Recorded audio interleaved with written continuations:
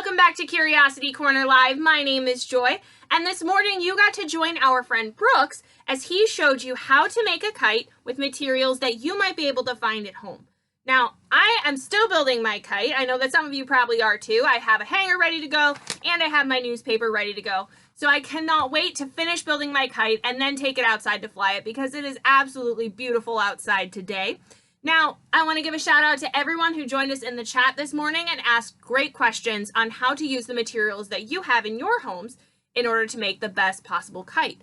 I also want to give a shout out to Bree for taking photos of your kite as you were building, because that way you can track your progress and show other people the process of building a kite. So we want to see your finished kites. So make sure that you share your photos and videos of your kites flying with us on our social media.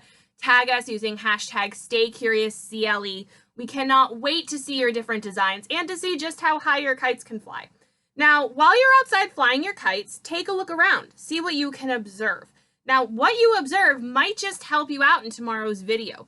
So in celebration of our Earth Week, here at Curiosity Corner Live, you are going to visit my friend Andy, and he is going to take you through some citizen science activities using images that you might be able to see in your backyard.